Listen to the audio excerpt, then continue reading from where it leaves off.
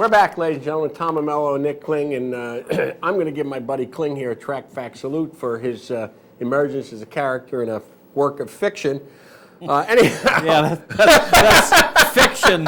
Fiction is a good way to describe it. All right, we're joined by our good friend Tom Bellhouse from West Point Thoroughbreds. We missed the connection during a Saratoga meeting, but Tom, welcome back to the show. We're delighted that you were able to make time for us this morning. My pleasure, Tom. How you doing, Nick? Good morning. All right, Tom, couple of things here. I already told the folks at the top of the show that I was sitting watching them load the gate on Friday and saw the West Point gold colors and star on Speed Dating's back, and I figured, I got this guy on a show Sunday. Maybe I should make a play. But I got shut out, and lo and behold, what I hoped would be a rough trip, no offense to you guys, not having getting a bet in, what I thought would be a wide trip and a horse to bet back the next time, Speed Dating just kind of got a good trip and rolled. You know, she's a filly we've had a lot of faith in from the beginning. She was kind of one of the stars of the late spring and early summer. She's a not for love out of the Red Ransom mare, Near and Dear, and you know, she ran into a couple real nice fillies right in her races at Saratoga on the dirt. Right. That are Betty Grable, who went on to win a stake at Monmouth, I believe. And when she tried the turf, I mean, she jumped up huge. But I think everybody was a tiny bit surprised by going against Open Company, the way she ran, the way she settled on the backstretch. Even though she was wide, Alan was able to keep her covered up out of that strong headwind. And quite honestly, I really am excited for two reasons. One, that we got a beautiful filly that's going to head to Florida. And two, I don't have to take any grief from anybody because we had a $15 horse. Well, Tom, that was going to be my next question, which is, you know, then you are going to take her to Florida and try and keep her on the turf? I think, you know, obviously that'll be up to Karen, but I think the initial thought is she'll head south, and we'll determine where we go from there.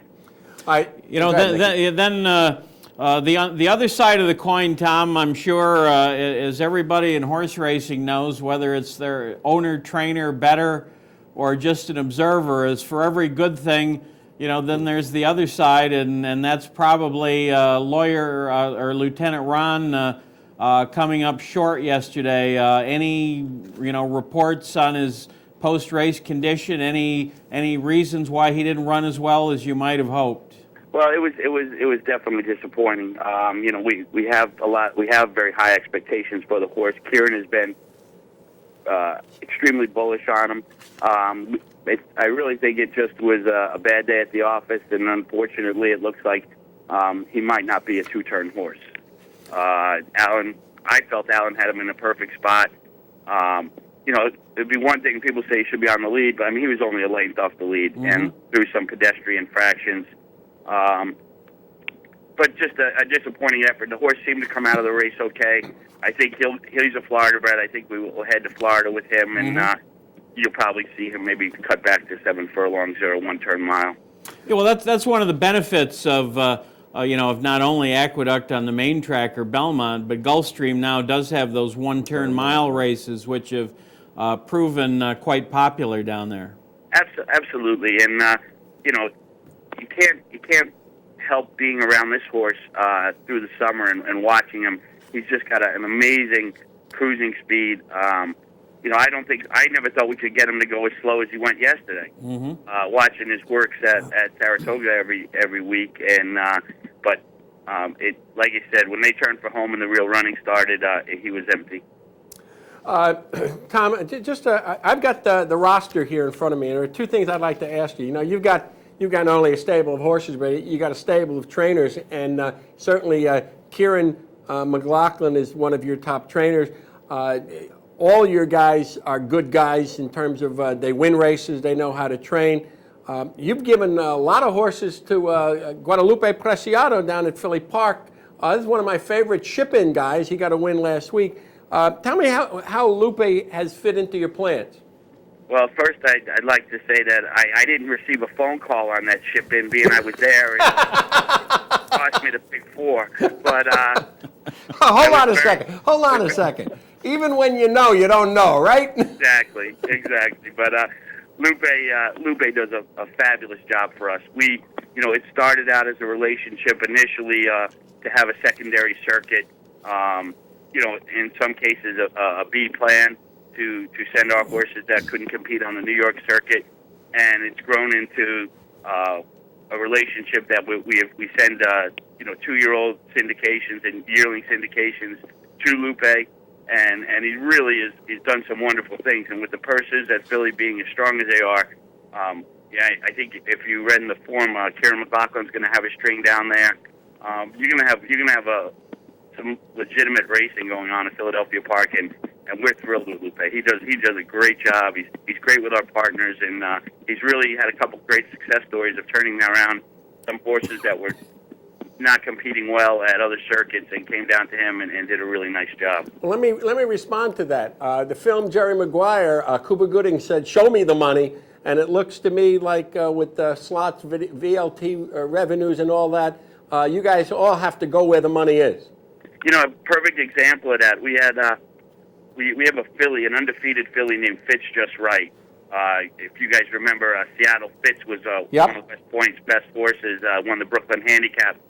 She's from his first crop, and a really, really beautiful, big filly. And we ran her the first time at the Meadowlands. She broke her maiden in the evening at the Meadowlands on a Friday night.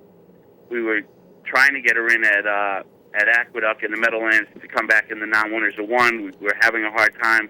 A race goes down to Philly. Kieran ships down there. We went up against a real nice filly, Bob Reed's filly, Miss United Nations, and she went 2 turns in her second start and won. So, I mean, shipping now to the Meadowlands to Philly, it doesn't have the negative connotation that it maybe once did. That you're sending it to a softer spot. Right now, we're just going where we can run. Okay.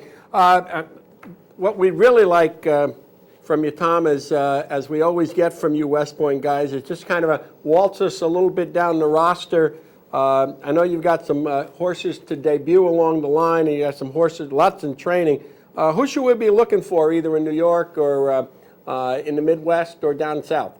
Well, next Friday we have a filly who I'm extremely high on, and she's just a sweetheart around the barn. Her name is Just Whistle Dixie. She's a Dixie Union by General Jean, and for some of the fans in the Capital District, she's a half to the horse Chase City that won the Saratoga Special. Mm-hmm. And she had the unfortune of her first start of getting caught in that hailstorm in the paddock. Right. Up at Saratoga, and also ran into David Carroll's beautiful filly, Selva. Yeah. Who's come back and won 2 stakes since then.